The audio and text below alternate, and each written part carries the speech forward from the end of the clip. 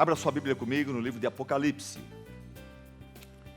Apocalipse, nós veremos o capítulo 5. Apocalipse capítulo 5.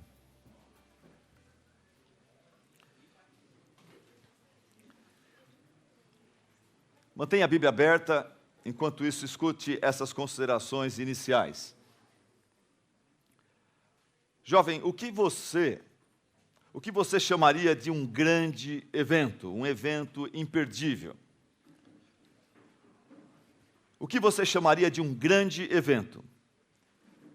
Talvez o lançamento de um grande filme, Avatar, 3D, Capitão América.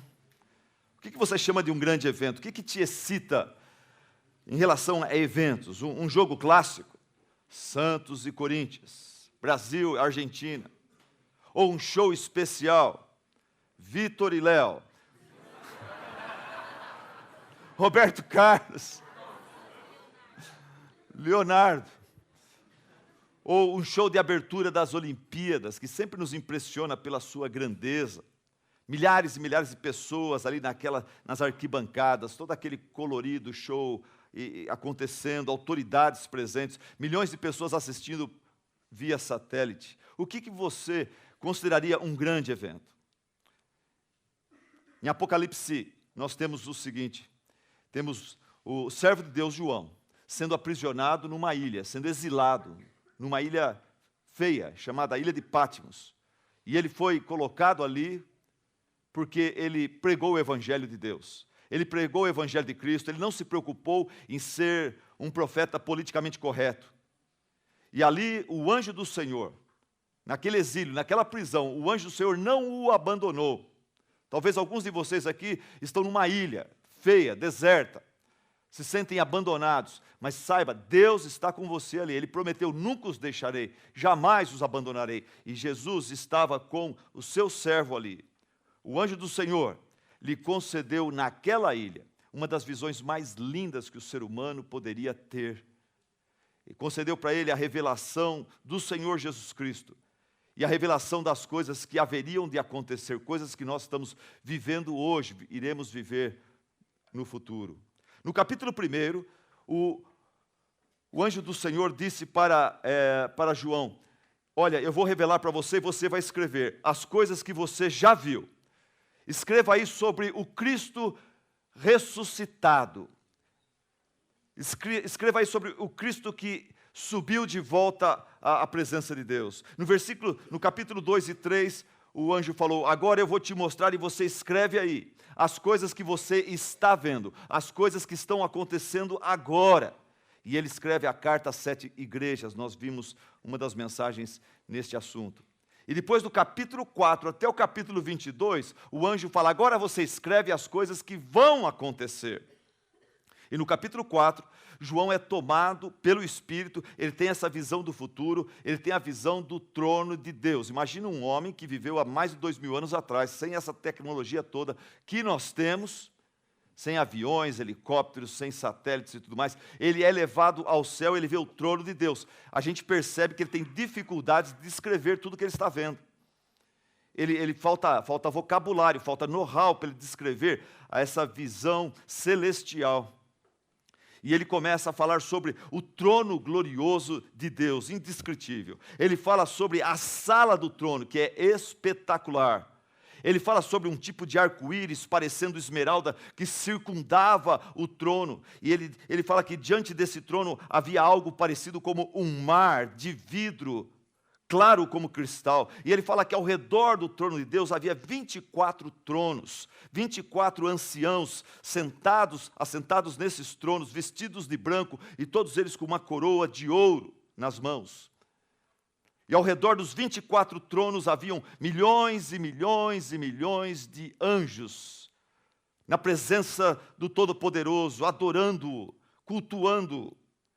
Depois ele fala sobre a imagem daquele que se assenta sobre esse trono indescritível. Ele fala: o aspecto dele era semelhante a jaspe e sardônio. Serafins rodeavam o trono com brados de louvor, dizendo: Santo, Santo, Santo é o Senhor, o Deus Todo-Poderoso, que era, que é e que há de vir.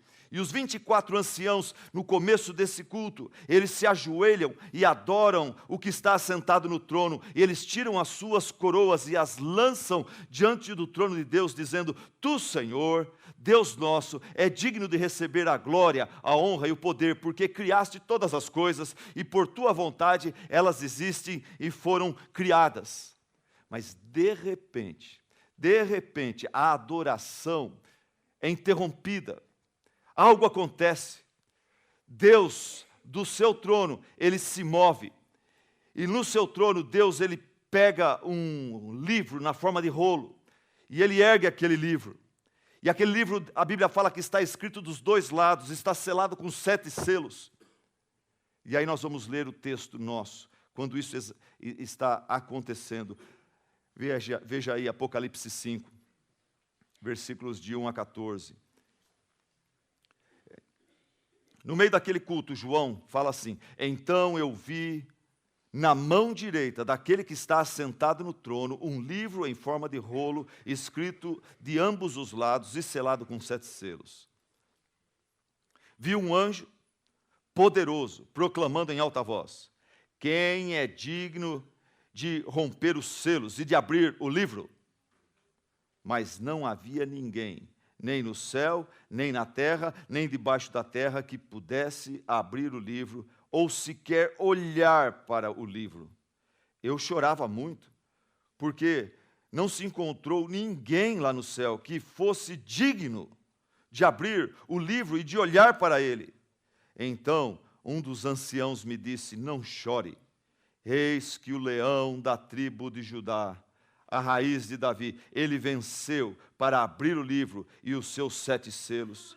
Depois eu vi um cordeiro, que parecia ter estado morto, em pé, no centro do trono, cercado pelos 4 seres viventes e pelos anciãos. Ele tinha 7 chifres e 7 olhos, que são os 7 Espíritos de Deus enviados a toda a terra.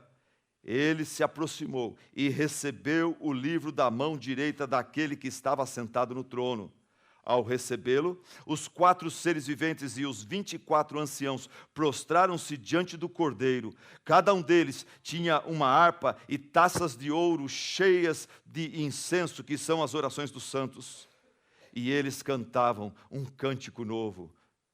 O cântico tinha essa poesia. O cântico dizia assim: Tu és digno de receber o livro e de abrir os selos, pois foste morto, e com o teu sangue compraste para Deus gente de toda tribo, língua, povo e nação. Tu os constituíste reino e sacerdotes para o nosso Deus, e eles reinarão sobre a terra. Então olhei e ouvi a voz de muitos anjos, milhares e milhares e milhões de milhões. Eles rodeavam o trono, bem como os seres viventes e os anciãos, e cantavam em alta voz, agora todos juntos. Imagina milhões de pessoas cantando juntos. Digno é o Cordeiro que foi morto, de receber poder, riqueza, sabedoria, força, honra, glória e louvor. Depois ouvi todas as criaturas existentes no céu, na terra, debaixo da terra e no mar, e tudo que neles há, que diziam: Aquele que está sentado no trono e ao Cordeiro sejam o louvor, a honra, a glória e o poder para todo o sempre. E os 4 seres viventes disseram: Amém. E os anciãos prostraram-se e o adoraram. Amém? Amém. Você acabou de ler comigo um dos eventos mais importantes e mais grandiosos e mais eletrizantes de toda a história. Um evento que envolve o trono de Deus, a sala do Cordeiro, os serafins, os 24 anciãos, milhões e milhões de anjos, a revelação da soberania, dos decretos de Deus para os fins dos tempos.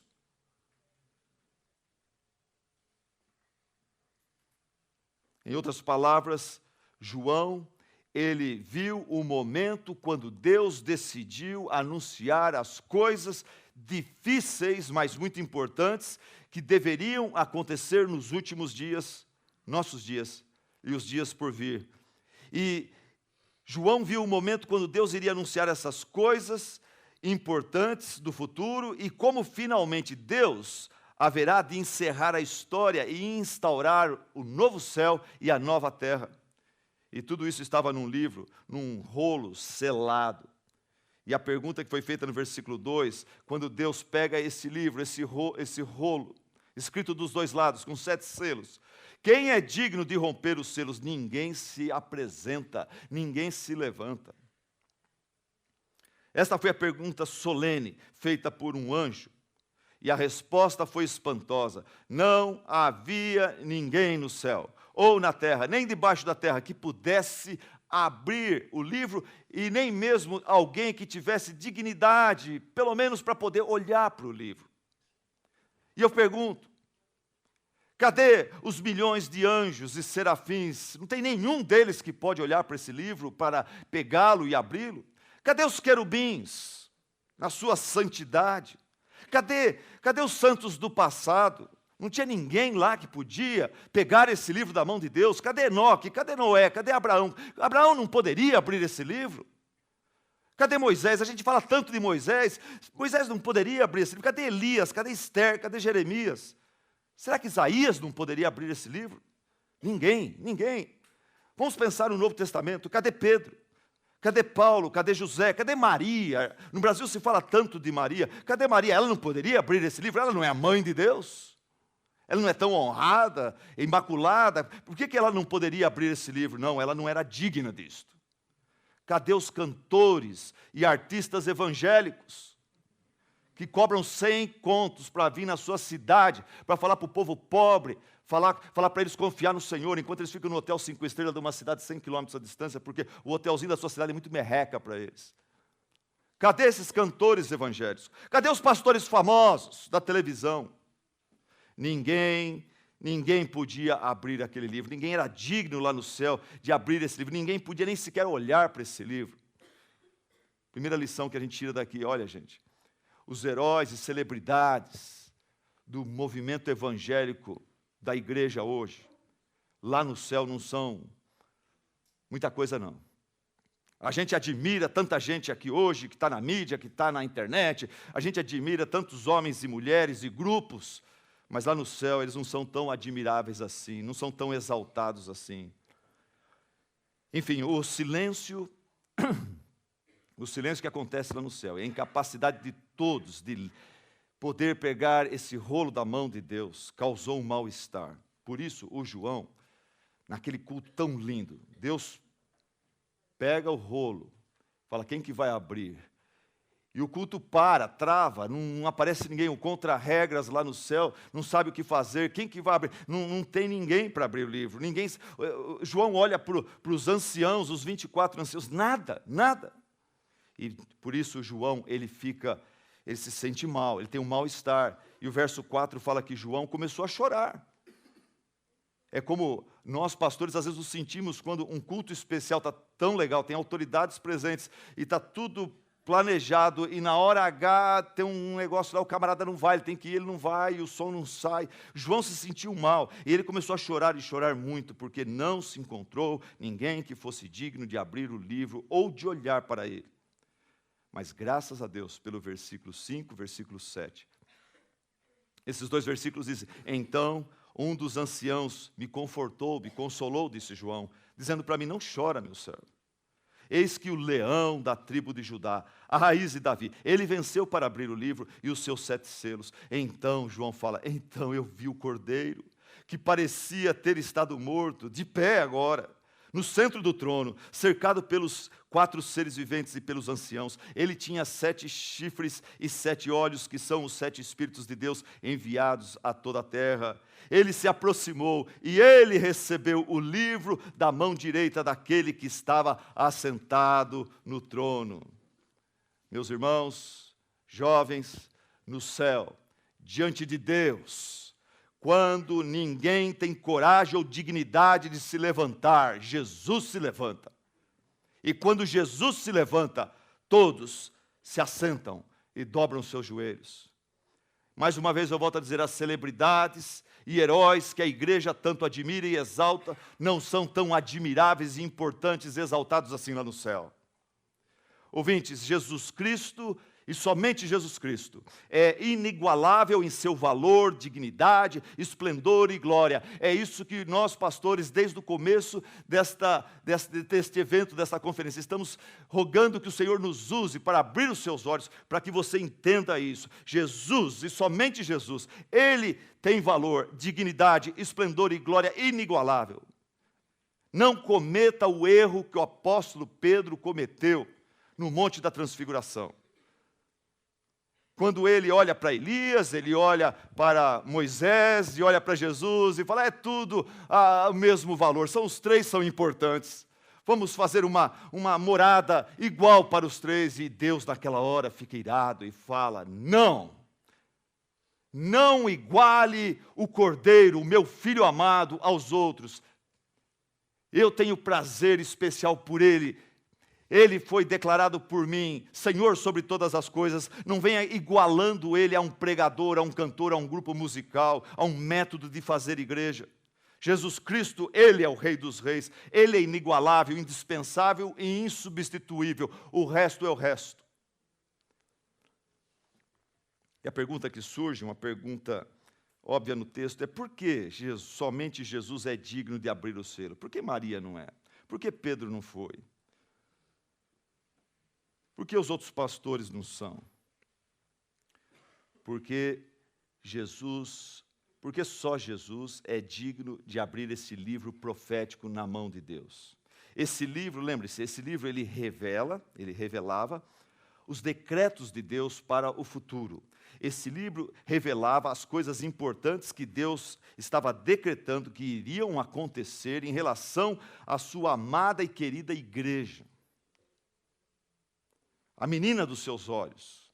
Esse livro continha uma mensagem muito importante. Como nós ouvimos na última palestra aqui, Deus nos ama muito. Seu amor por nós é incondicional, é grandioso. E tudo que se refere a nós é muito importante. E esse livro falava sobre os decretos de Deus, para a vontade de Deus, para a sua igreja. Esse livro é muito importante.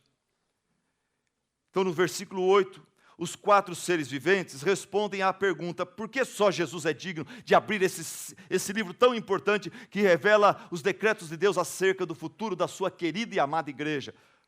Por quê? Os 4 seres viventes respondem, os 24 anciãos respondem essa pergunta. Olha o versículo 8, eles respondem dizendo, sabe por que Jesus é o único digno de abrir esse livro aí tão importante? Eles falam assim, ao recebê-lo, os 4 seres viventes, quando Jesus pega o livro, então os 4 seres viventes e os 24 anciãos prostraram-se diante do Cordeiro.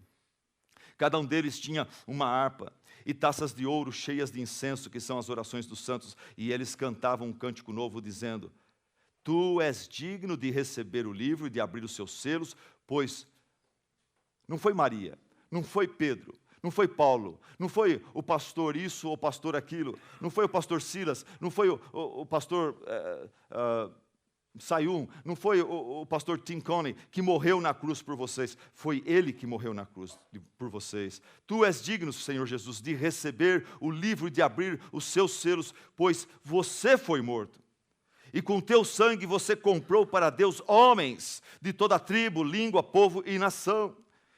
Entenda, jovem, só existe 2 reinos nesse mundo. A gente acha que existe vários grupos, várias tribos. Não, só existe 2 tribos nesse mundo. Existe o reino das trevas e o reino das luzes. Só existe 2 senhores. Existe Lúcifer e existe Jesus Cristo.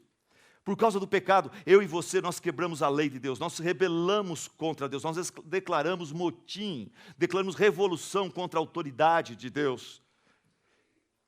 E essa nossa revolução, esse nosso motim, essa nossa vontade de mandar na nossa própria vida e pedir para Deus sair fora e não apitar muito, não estragar os nossos projetos e planos, isso fez de nós, nos tornou escravos, servos de Satanás. Na verdade, quando o homem pecou, quando Adão pecou e quando nós começamos a pecar, meio que falando, yes, eu sou de Adão também. Adão pecou, pisou na bola, e eu estou pecando também, eu faço parte do grupo dele. Quando nós pecamos, quando Adão pecou, nós criamos um dilema no coração de Deus. Deus justo, Deus amoroso. Por um lado, Deus, na sua justiça, nos vendo em pecado, a sua justiça pedia que Ele nos condenasse, que Ele nos desse o castigo eterno, o castigo merecido. Por outro lado, o coração gracioso de Deus, a sua misericórdia, a sua graça pedia a nossa salvação.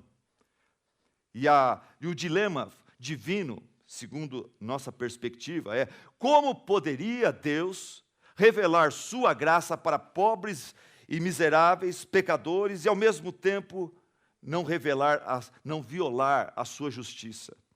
Como Deus poderia salvar pecadores sem promover a impunidade, sem realizar impunidade? E a única solução, nos diz a Bíblia, seria seu filho amado, assumir a identidade do segundo Adão e passar pelo teste da tentação. Ele assumir como o segundo Adão, como o segundo representante federal da raça humana. Deus o elege como segundo representante, assim como Ele elegeu Adão, Ele elege Jesus. Jesus, Ele encarna, Ele assume a forma humana, Ele passa pelos testes e tentações que Adão passou, Ele oferece a Deus a sua vida perfeita em sacrifício pelo pecado de todos nós. Isso é algo, esse sacrifício perfeito que Jesus oferece na cruz, é algo que Maria não podia fazer, é algo que eu não poderia fazer por mim mesmo, você não poderia fazer por si mesmo. É algo que nenhum anjo, nenhum patriarca, nenhum herói da fé, nenhum cantor evangélico poderia fazer por nós. Mas Jesus voluntariamente se prontificou a realizar essa operação resgate tão difícil. Por isso, neste exato momento, nesse momento solene lá no céu, quando Deus decide revelar os seus planos, propósitos para os últimos dias, quem seria a pessoa mais digna do privilégio de pegar este livro e nesse culto todo especial, com milhões e milhões de anjos, a presença do Pai, dos anciãos, quem seria digno de pegar e ler acerca dos decretos de Deus para o futuro? E os 4 seres, os 24 anciões falam: Jesus, só você é digno de receber o livro e de abrir os seus selos, pois foi você que foi morto e com teu sangue comprou para Deus homens de toda a tribo, língua, povo e nação. Jovem, para resgatar você do reino das trevas, para restaurá-lo e reconciliá-lo com Deus, Jesus Cristo pagou um preço altíssimo.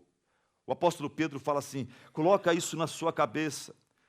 Saibam que não foi por meio de coisas corruptíveis como dólar, ouro, euro, prata ou ouro que vocês foram remidos da maneira fútil de viver de vocês, mas vocês foram redimidos pelo precioso, poderoso, perfeito sangue de Cristo, como de um cordeiro sem mancha e sem defeito. Outro dia eu vi na porta da nossa igreja uns jovens conversando sobre o que o Flamengo pagou de multa para o Milan pelo contrato, para o Ronaldinho Gaúcho romper seu contrato com o Milan. E eles falaram um valor absurdo lá, mais de 300 milhões. E eu percebi que esses jovens, quando falavam desse valor, eles ficavam até meio que desanimados, pensando no seu salário, pensando na perspectiva que eles têm de ganhar um salário um dia. E um falou para o outro, colocando a mão no ombro assim, meio que confortando e se confortando, falando: puxa vida, a gente não vale nada. Nós somos um bando de caquinha de umbigo, né? Você tira lá e joga fora.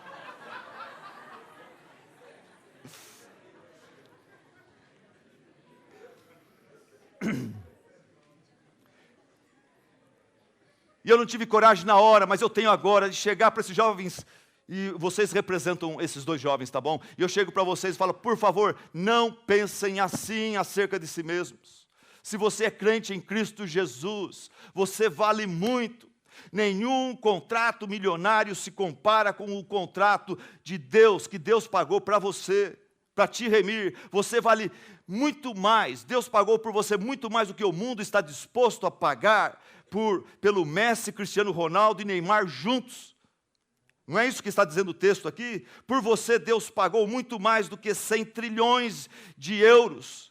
O seu preço foi o precioso sangue de Jesus Cristo. Só Jesus Cristo poderia fazer isso. Só Jesus Cristo teve amor e coragem de fazer isso. Por isso, no céu, Jesus Cristo diante de milhões de anjos, ele os escuta cantando: tu és digno de receber o livro e de abrir os selos, pois fostes morto, com teu sangue comprastes para Deus homens de toda tribo, língua, povo, raça e nação, e tu os constituíste reino e sacerdotes para o nosso Deus, e eles reinarão sobre a terra. Jovem, Jesus Cristo conferiu a você muito valor, muito valor.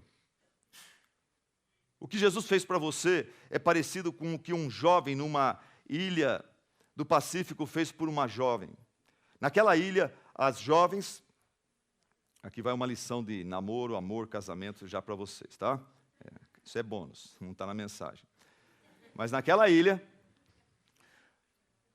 há até hoje o costume, quando um jovem se apaixona por uma jovem e a quer em casamento, uma ilha que tem pesca e gado.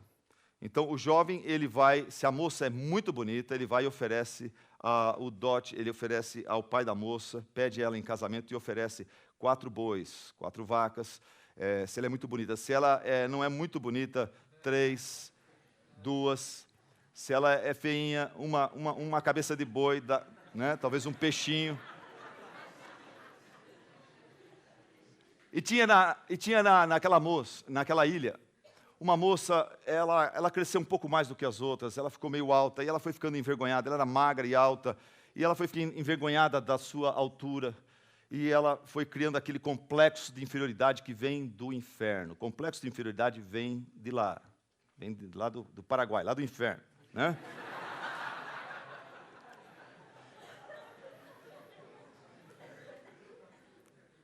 E essa moça começou a desenvolver esse complexo de inferioridade.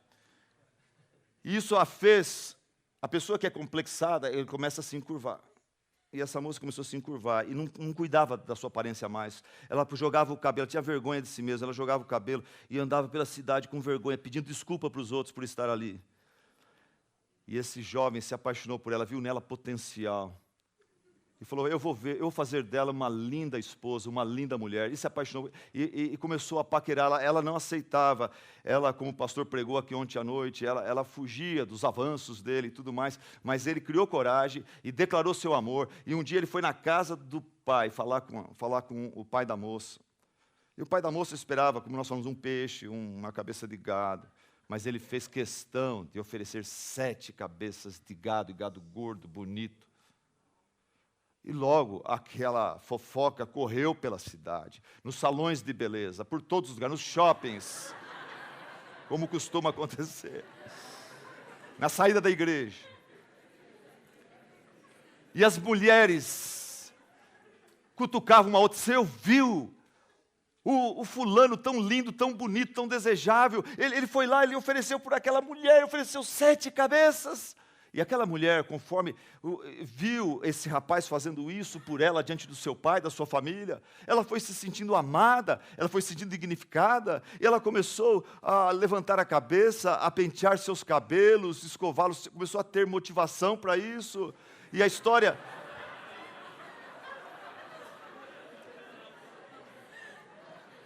E a história diz, meus irmãos, que ela parou de se andar encurvada, e ela começou a abrir o peito e colocar o resto para frente e o resto para trás.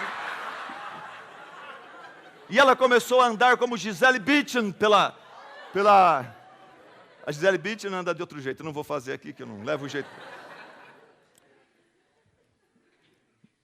Você quer que a tua namorada seja a mulher mais linda do mundo? Ame-a como Jesus ama a sua igreja, conferindo a ela segurança. Não tem coisa que deixe uma mulher mais bonita do que segurança. Eu sou do meu amado é meu. Ele me ama, ele não olha para mais ninguém. Ele vê em mim coisas que talvez os outros não vejam. E isso confere para a tua futura esposa, namorada, noiva. Ele confere isso para ela: beleza, segurança. Não tem coisa mais bonita do que uma mulher segura. E os palermas e palhaços e bananas por aí ficam comparando sua esposa com as mulheres da televisão, comparando sua esposa com as outras. Se você fizer isso, você vai ter sempre uma esposa derrotada, uma esposa que se sente feia, e ela se sente feia, ela não tem motivação para se arrumar, para se cuidar, para externar e desenvolver todos os dons e talentos que Deus deu a ela, dispor a alegria dela, que a torna ainda mais bela. Fecha parênteses, vamos voltar à nossa mensagem. Jesus Cristo, meu irmão, minha irmã, Jesus Cristo, para resgatá-lo. Ele pagou o preço altíssimo. Ele pagou um preço altíssimo para você, jovem. Se você vai fazer parte de algum time, faça parte do time de Jesus. Ele já pagou caro por você. Valorize esse técnico que era, que é e que sempre há de ser vencedor. Eu não conheço técnico assim no Brasil, em lugar nenhum. Só Jesus é um técnico desse jeito. Não existe ninguém igual a Jesus. Sabe, nós como cristãos, como igreja, estamos passando por tempos difíceis. Eu nunca vi tempos tão difíceis no meu ministério como tenho visto nos últimos 2 anos.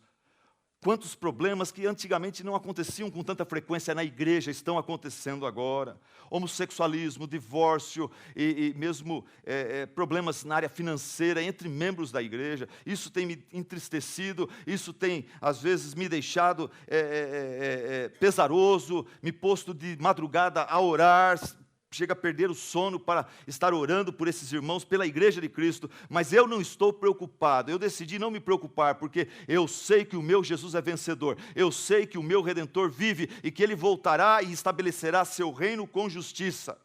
Ele não voltará montado num jumentinho, como o Cordeiro de Deus, mas como o Rei dos Reis, como o Leão de Judá, como o Senhor dos Senhores. E a Bíblia fala que todo o joelho se dobrará e toda a língua confessará que Ele é o Senhor, para a glória de Deus Pai. Alguns arrogantes me falam assim: pastor, é legal o seu serviço, fala de Deus, da Bíblia. Tá. Olha, eu vou falar a verdade. O dia que eu encontrar com Deus, eu tenho umas poucas e boas para falar para Ele. Tem umas perguntinhas para o chefe. E eu olho para esse camarada e falo: seu tonto, o dia que você encontrar-se com Deus, com essa atitude sua aí, sua boca será calada, e a sua mente será elucidada, e você verá a glória, importância, riqueza e dignidade e grandeza dEle, e a única coisa que você vai conseguir fazer é cair de joelhos no chão e falar: sim, Ele é o Senhor, Jesus Cristo é o Senhor, para a glória de Deus Pai. Essa é a única coisa que você vai conseguir falar naquele dia. Todos os seus questionamentozinhos egocêntricos, egoístas, cairão por terra. Você verá Ele de forma perfeita. Você verá que Ele é o Rei da justiça. E você é um pobre, miserável pecador. Eu queria desafiar você, ao sair dessa conferência, a considerar, adorar mais o Senhor Jesus Cristo. Com licença, boca bem seca. Perdoe, acabei de beber o seu Jordão.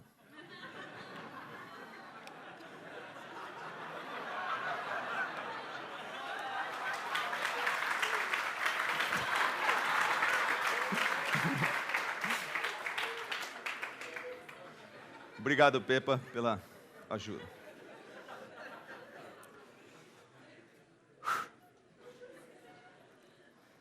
Quem dá a última é mais gostoso.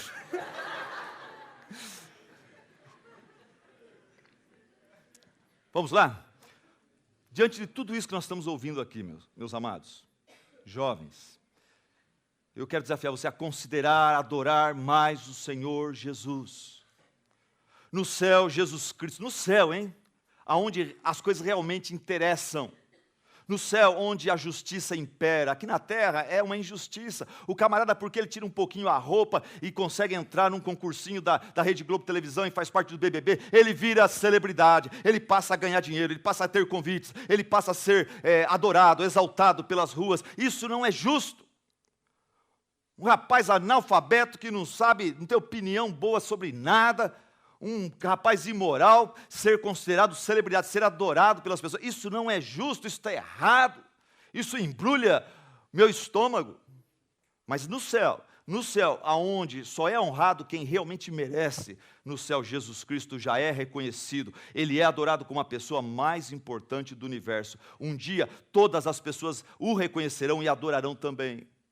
O nosso desafio é hoje, unir-se a esses milhões de anjos que no céu adoram somente a Jesus e todos os remidos que já estão lá. Pense em parentes seus que já estão lá adorando o Senhor e você começar a adorar o Senhor hoje, agora, aqui na terra.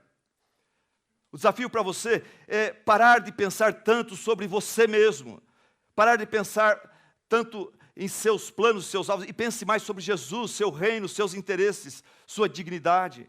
Parar de pensar e falar tanto sobre santos do passado. Falar tanto sobre Moisés, Elias, Davi, Maria, Paulo, Agostinho, Lutero, Calvino, Spurgeon. Vamos falar mais de Jesus. Vamos parar de falar tanto sobre cantores e líderes e pregadores do presente. Billy Graham, John Piper, Malafaia, Aline Barros, Paul Washer. Vamos falar mais de Jesus. Tomar um cuidado, até nós que somos de uma linha mais ortodoxa, a gente começa a erigir e eleger as nossas celebridades do mundo reformado. Cuidado com isso, vamos falar de Jesus. Vamos passar a exaltá-lo aqui e agora. A Bíblia fala que Ele é o alfa e o ômega, Ele é o princípio, o meio e o fim. Alfa e ômega. É a primeira letra do alfabeto grego, a última letra do alfabeto grego. Jesus é o princípio, o meio e o fim. E eu tirei um tempo para pegar o alfabeto da língua portuguesa e dizer: Jesus é A, Jesus é também o Z. E eu fiz a minha lista. De A a Z, Jesus Cristo é. De A a Z, Jesus Cristo é o quê? Na minha lista eu coloquei assim. De A a Z, Jesus Cristo é o alfa e o ômega, o bom pastor, e por isso nada nos faltará. Ele é, letra C, o criador dos céus e da terra, a causa primária de todas as coisas. Letra D, Jesus Cristo é o Deus Todo-Poderoso. Letra E, Jesus Cristo é o Emanuel, o Deus conosco. Letra F, Jesus Cristo é o Filho do Deus vivo.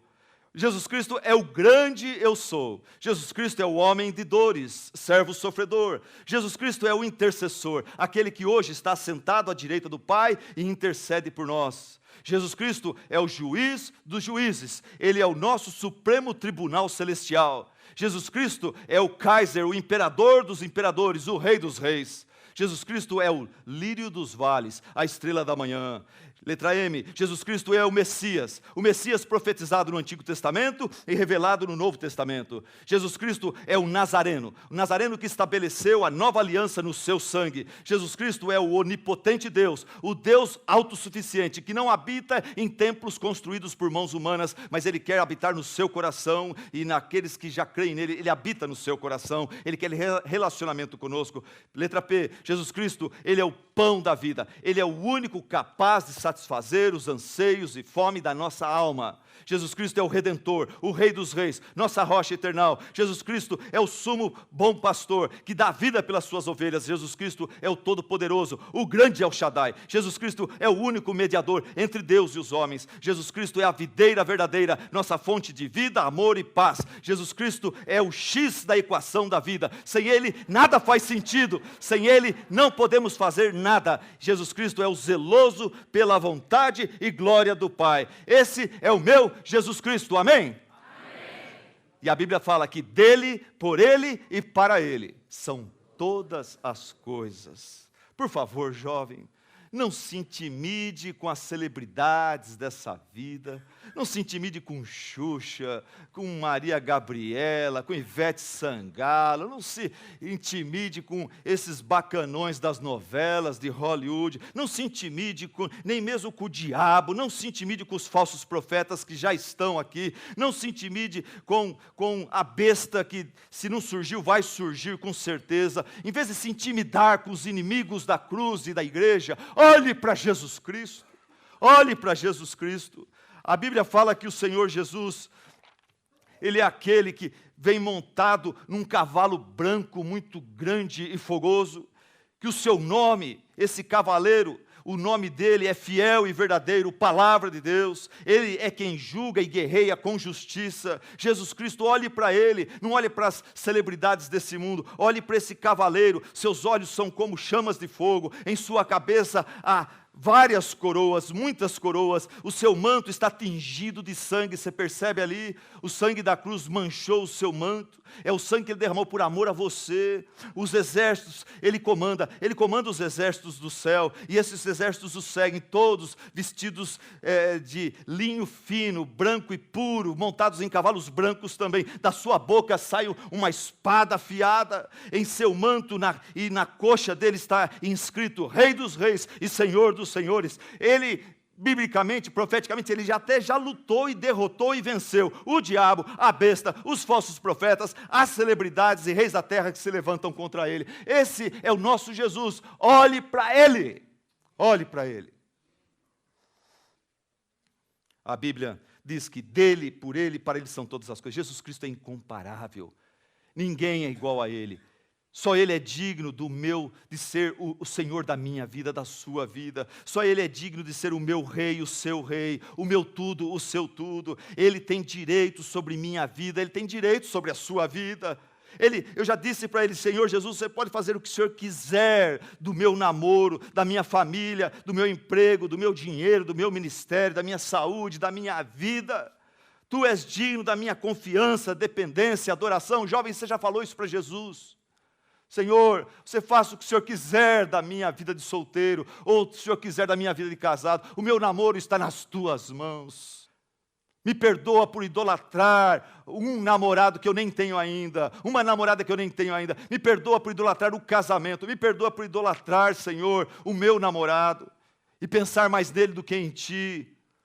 Jesus Cristo, você é digno da minha confiança, obediência, adoração. Ponha isso no seu coração, jovem. Ponha isso no seu coração, como diz aquela música: não há outro Deus como Jeová. Não há outro Deus além do Senhor. Não há no céu, não há na terra, não há no mar Deus como o Senhor. Vamos cantar essa música? Não há no céu, não há na terra, não há no mar Deus como o Senhor. Não há no céu, não há na terra, não há no mar Deus como o Senhor. Aleluia, aleluia e amém.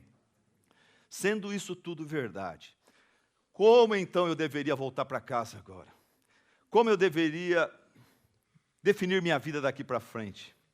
Já que Jesus é a pessoa mais importante lá no céu, na terra, no universo. Já que Jesus já morreu por mim, verteu seu sangue, me comprou, me adquiriu para Deus, para Ele mesmo. Já que Ele me constituirá como rei e me dará o privilégio de reinar com Ele. Já que tudo isso é verdade, como que nós deveríamos viver, então, voltando para casa? No ônibus de volta para casa. Agora no almoço, como que deveríamos viver? Rapidamente, primeira coisa, vamos viver glorificando a Ele com os nossos lábios. Vamos viver glorificando a Deus com os nossos lábios. Quando as pessoas te elogiarem porque você tem um cabelo bonito, porque você tem uma namorada bonita, que você conseguiu passar na faculdade tal, que seu carro é bonito, dê glória a Deus. Não se exalte a si mesmo. Não entra nesse barco furado da autoexaltação e fala: olha, eu louvo a Deus. Foi Ele que me fez assim. É Ele que tem me dado capacidades, privilégios e oportunidades. Toda a honra e toda a glória seja dada a Ele. Depois vamos viver também glorificando a Deus através do nosso namoro, da nossa sexualidade, como falamos aqui ontem. Vamos decidir, já que Jesus é tudo isso para nós e por nós, vamos decidir glorificar a Deus através da nossa sexualidade, através do nosso namoro.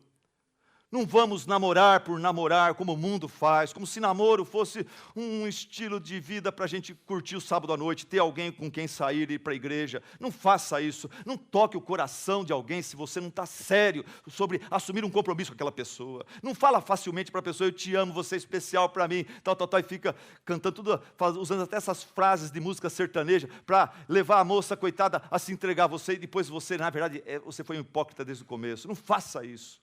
E moça, não faça isso com os rapazes também. Amém, rapazes? Tem muita moça que gosta de quebrar o coração dos rapazes. Gosta, enxerga charme, né?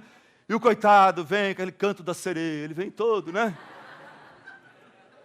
E daí ela pega o camarada, e joga para cima, e faz embaixadinha, e tal, e mata no peito, e tal, né? E o coitado se esborracha contra a parede. E quem vai aguentar é a mãe e o pai, vendo ele chorar no quarto, não querendo comer, não querendo mais nada com a vida. Coitado da mãe e o pai. Você machuca o coração dele, você machuca o coração do pai, da mãe, dos irmãos. Você machuca o coração de Deus, quando você, de forma ignorante, de forma egoísta, brinca com o sentimento dos outros. Glorifique a Deus, através da sua sexualidade, através do seu namoro, futuro casamento. Pense biblicamente sobre família. Tem muita gente aqui que está com a cabeça feita a respeito dessa questão família feita por Rede Globo Televisão, feita por amigões de escola, de emprego. Não pense biblicamente. Eu tenho para todos aqui um versículo precioso que fala sobre casamento no capítulo 18 de Provérbios, versículo 22. Especialmente para os rapazes, que são os que têm que tomar a iniciativa. Não tem esse negócio de moça ficar paquerando. O rapaz tem que tomar a iniciativa. Ser corajoso, se apresentar, convidar para jantar, convidar para comer uma pizza, sentar-se ao lado da moça. Né? Ele tem que ser leão. E não o outro animalzinho.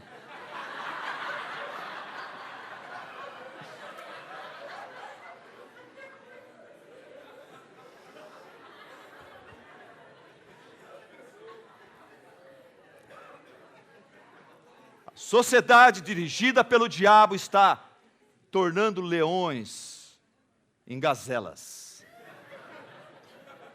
Que tristeza ver a fraqueza dos homens. E eu entendo, alguns de vocês tiveram um pai banana, um pai frouxo, um pai que não é líder. É difícil para você. Mas graças a Deus você está na igreja de Cristo. Olhe para pastores que são bons exemplos de maridos. Aqui nessa conferência você tem vários deles. Não olhe para mim, olhe para outros. Vários homens que estão aí. Que você pode imitá-los. E eles se tornam, de certa forma, seus pais espirituais. O homem tem que ser leão. E para os homens, leões, eu digo o seguinte. Eu quero ouvir o amém de vocês como um exército, tá bom? Provérbios 18, 22 fala assim: quem encontra uma esposa, encontra algo excelente. Recebeu uma bênção do Senhor. Amém. Uau!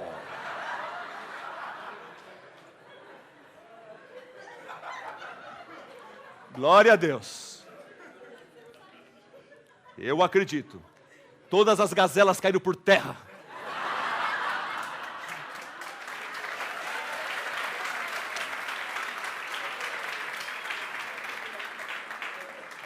O tempo está correndo, vamos lá, nós temos, já que Jesus é tudo isso que nós falamos aqui, que o livro de Apocalipse nos revela, já que Ele é assim, vamos glorificar a Deus através da nossa conversa, vamos glorificar a Deus através dos nossos lábios, das nossas opiniões, através da nossa sexualidade, namoro, vamos glorificar a Deus através do nosso emprego e vocação. Deus dá dons aos homens, cada um de vocês tem um dom, uma inclinação vocacional, um chamado. Glorifique a Deus. Você não precisa todo mundo ser pastor para glorificar a Deus, não precisa ser todo mundo missionário. Nós podemos glorificar a Deus naquilo que Deus tem nos chamado. Essa é uma grande descoberta que os reformadores fizeram e tem abençoado tanto a igreja. É isso que levantou os Estados Unidos a ser a potência que é mundial. As pessoas entenderem, eu sou engenheiro, mas em primeiro lugar eu sou filho de Deus, sou servo de Deus, e através da engenharia eu vou glorificar a Deus, não só ganhar dinheiro. Então, glorifique a Deus através do seu emprego e vocação. Isso significa chegar amanhã, segunda-feira, no seu emprego, não chegar lá com a Bíblia debaixo do braço e olhar para o chefe e falar, João 3,16 falou aqui, Deus amou o mundo e você está indo para o inferno. Não é isso. Para glorificar a Deus na sua vocação, no seu trabalho, primeira coisa, como que a gente faz? A gente trabalha com garra. A gente trabalha diferente dos outros. A gente trabalha com garra, com dedicação, com alegria, com honestidade. Você não faz corpo mole, você não desiste fácil das tarefas e dos obstáculos, você não fica na roda dos vampirões. Em toda empresa tem uns vampirões, já viu? O chefe chega, conversa com a equipe, olha gente, nós precisamos, a meta esse mês é tanto, nós podemos, vamos conseguir. Uma vez eu estava no seu lugar aí, eu também trabalhava, ganhava pouco, tal, mas eu batalhei, e olha, e agora eu estou aqui, tal, e vocês, por favor, tal. E o chefe sai, logo vem o vampirão. Você acredita nesse papo furado do cara aí? Rapaz, isso aí é fácil para ele falar, olha o carro dele lá no estacionamento, olha a sua bicicleta ali. E o vampirão, o chefe te motivou, tal, e o vampirão vem, te suga. Isso acontece aqui na conferência também. Cuidado com o vampirão na volta para casa, não senta do lado dele. Sai fora, sai vampirão, deixa eu me sentar no lugar. Começa aquele papo, aqui na conferência é fácil, todo mundo diz amém. Eu quero ver voltando lá para Araçatuba. Né? Não faça corpo mole. Sempre tenha uma palavra positiva e edificante. Lembre-se, no seu emprego, lembre-se, você não trabalha para homens, mas você trabalha para o próprio Deus. Amém? Glorifique a Deus através do seu trabalho, emprego, vocação. Glorifique a Deus através da sua igreja. Glorifique a Deus através da sua igreja. Como eu acabei de falar aqui, não é fácil. A igreja do Senhor Jesus Cristo no Brasil está crescendo. A gente não precisa sair fazer convites para as pessoas virem à igreja. Você notou isso? Na minha igreja lá em Tupã, todo domingo à noite tem 30, 40, 50 visitantes. A gente não precisa convidá-los, eles estão vindo. Eu não sei o que está acontecendo. Quero crer que seja um mover do Espírito de Deus na nossa cultura, na América Latina. E por causa disso, dentro da igreja tem gente que acha que é crente e não é, tem gente que é crente verdadeiro, tem o trigo, tem o joio, e tem o crente maturo também, tem aquele crente adolescente que ele precisa crescer muito ainda, ele é bairrista, e ele despreza, e ele faz panelinha. Está lá na igreja também, ele é salvo, ele não amadureceu ainda, vai amadurecer. Então dentro da igreja tem uma série de coisas que nos incomodam, uma série de problemas e defeitos. E tem um problema maior dentro da igreja, chama-se você. Ai, como você é difícil, né? Mas decida tratar a igreja pelo que ela é. A igreja é o quê, gente? A igreja é o corpo de Cristo. A igreja é a casa de Deus. A igreja é a menina dos olhos de Deus. A igreja é o estandarte da verdade. É a família de Deus. Jesus morreu por sua igreja e ele decretou que sua igreja universal fosse dividida domingo pela manhã, domingo à noite, em igrejas locais. Você faz parte de uma igreja local, você é um membro assíduo dessa igreja local. Eu fico doente de ver gente que se diz ministro e participante disso e daquilo de ministério e não faz parte de igreja local nenhuma. O camarada vive, quando tem compromisso ele vai na igreja, quando não tem ele fica em casa. Ele não faz, está errado isso. Participe, envolva-se, venha para ser abençoado, venha para abençoar. Se você ainda não depositou sua fé em Jesus Cristo, não se afiliou a uma igreja, faça isto. E se você é membro de uma igreja e veio para esse encontro com o seu coração, sua fé esfriada, afastado, você se encontra distante da comunhão com a sua igreja, deixe o que for necessário, volte e a primeira conversa tenha com o seu pastor, com seus pais, fala: pai, eu vou pegar a igreja firme agora. Pastor, eu me reconciliei com a igreja de Cristo no evento da Fiel. E passe a levar a igreja de Cristo a sério. Em último lugar, glorifique a Deus com a sua vida. Glorifique a Deus com a sua vida na sua inteireza. Decida não viver mais para si mesmo. Viva para exaltar o nome de Deus, sua vontade, sua palavra, sua igreja, seu reino. Não deixe que o diabo o engane com objetivos egocêntricos, ilusórios, passageiros. Consagre sua mente, seus olhos, seu corpo. A nossa sociedade está cheia de gente seguindo, imitando e glorificando. Gente como Neymar, Bill Gates, Lady Gaga, Ivete Sangalo, Rick Martin, Valdir Soriano. Para de... Eu vi um deles aqui. Pare de ficar, sabe, tietando esse pessoal, imitando, pagando pato para esse pessoal. Para de ficar imitando e glorificando a eles. Decida seguir o exemplo de Cristo. Observe que lindo o caráter de Cristo, que linda a vida dele, o impacto que ele teve. Você, imitando a Cristo, você também vai ter um impacto, você vai deixar um legado. Você vai ser usado por Deus para impactar outras vidas, não tem coisa melhor. Decida ser mais igual a Jesus. O propósito do discipulado, que é tão importante na vida cristã, é o quê? É a gente ser mais igual a Cristo. Deus ama tanto Jesus que Ele está nesse processo de redenção, trabalhando em nossa vida de um jeito tal que lá no céu, diz 1 João, todos nós seremos transformados à imagem e estatura de Cristo. Deus quer ver o céu cheio de gente igual a Jesus. E se você aqui na terra começar a ir nessa direção, Deus vai te ajudar, porque Ele gosta disso, é isso que Ele quer, e Ele vai te ajudar a ser mais igual a Jesus, e Ele vai se agradar de você e você dele, e Ele vai começar a te dar oportunidades, portas vão começar a se abrir, e você vai começar a ser bênção aqui, bênção lá, você vai começar a se sentir mais até amado por Deus, valorizado e útil. Não tem coisa mais gostosa do que um vasinho de barro, ele ser convidado para participar da decoração da sala da casa. E ver o dono da casa colocando dentro daquele vasinho de barro joias preciosas, ou colocando flores lindas. Decida ser mais igual a Jesus. Tinha um pastor, começou o ministério, muitas lutas, problemas, ele ele estava com essa luta de ser mais igual a Jesus. Que luta, não é fácil. De vez em quando você lembra, de vez em quando você esquece. E ele recebeu o convite para pregar num acampamento de carnaval de uma igreja grande. Ele está meio que empolgado com aquilo. Ele era uma igrejinha pequena, foi pregar agora no carnaval, um grupo, 400 jovens lá. Ele estava empolgado, porque ele preparou seus sermões e tudo mais. E sua esposa o levou até a rodoviária, feriadão. Não dava nem para estacionar o carro. Tinha muitos táxis parados, muita gente na rodoviária. E ele se despediu da sua esposa, eles oraram rapidamente, ele se despediu com um beijo, pegou as suas malinhas, sua mochilinha. E ele foi saindo no meio dos táxis, entrou na calçada, aquele bando de gente, feriadão, e muita gente na rodoviária, e tinha aquelas banquinhas de camelôs, vendendo tranqueira, vendendo presentinho, e tinha uma moça cega vendendo, numa banca, vendendo maçãs daquele tipo verdes. E esse homem foi, e olhando para tudo aquilo, esperando para poder passar aqui, ele deu um escaneamento, viu tudo aquilo tal, e viu e notou, logo chamou a atenção dele aquela moça lá, aquela banca com maçãs verdes. E ele foi caminhando e olhava para tudo, mas olhava para ela. Daqui a pouco ele notou que uma pessoa apressada passou pela banca da moça com uma malona, e aquela malona esbarrou na banca da moça e derrubou todas as maçãs no chão. E a pessoa não estava nem aí, a pessoa até chutou a maçã e continuou indo para o seu caminho, estava atrasado, sei lá eu. E o pastor ficou com uma pena da moça, que a mocinha ficou nem perdida ali, e ela se ajoelhou no chão, tentando recolher as maçãs, e ele foi passando, vendo aquela cena triste. E ele falou, estou atrasado, eu preciso ir para ver se talvez vai ter uma fila grande, coisa assim. Ele foi indo, mas quando ele estava indo em direção ao seu guichê, ele não aguentou. Ele falou, eu preciso voltar. E ele voltou.